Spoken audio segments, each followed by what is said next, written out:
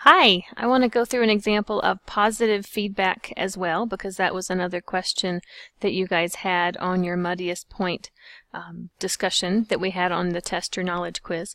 So remember really quick that if negative feedback has the job of, well, let me take it back to this way. So if this is the set point, the stimulus takes you away from set point. Negative feedback is going to bring you back to set point. In positive feedback, we have the complete opposite. So here's the set point.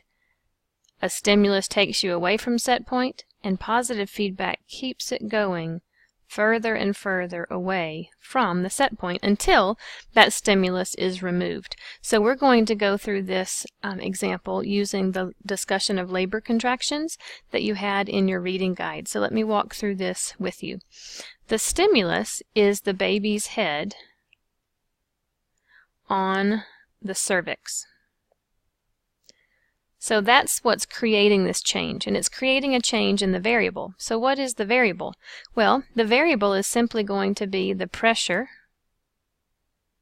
or you could think of it as the stretch, of the cervix. So let's think about this cycle before we get too much further. The variable is the pressure on the cervix. The stimulus takes this variable away from set point. What's the goal of positive feedback? It's to take it even further away, which means that we're going to eventually need to create more pressure and stretch on the cervix. So with every cycle of the positive feedback loop, we need to increase pressure more and more and more. So that's what we're going to go through here. So the stimulus is the baby's head on the cervix. The change is detected by a receptor, which means that we have a pressure receptor. Where? In the cervix itself. So that's where the receptor or the sensor is located.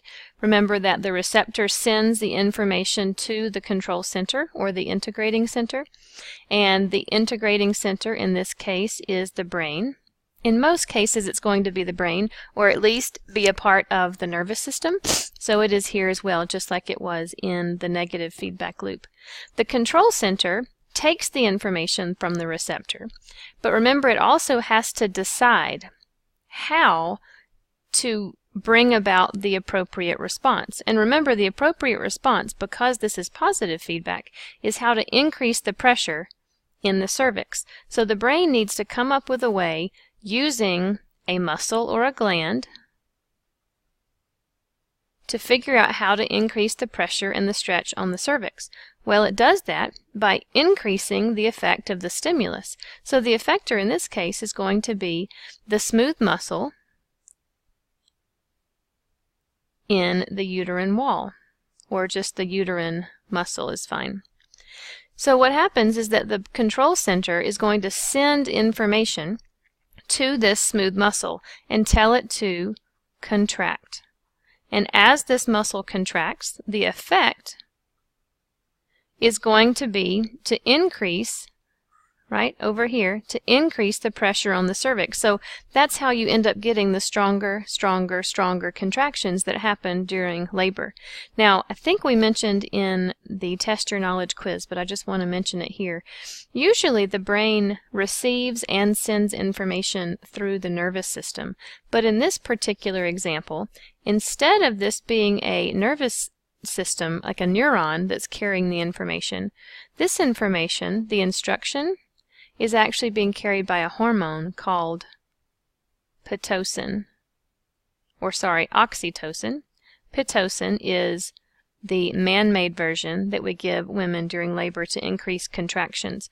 So the hormone is pitocin, and it goes through the bloodstream and travels through the bloodstream until it reaches all of these smooth muscles in the uterus. And when they receive the information from that oxytocin, then they stimulate, they contract. That brings about the increase in stretch and pressure, and that's how you get this type of a diagram where you see the stimulus going further and further and further away from set point until the baby is born, and then everything stops. I hope that makes some sense. If you have questions still, please let me know. Thanks.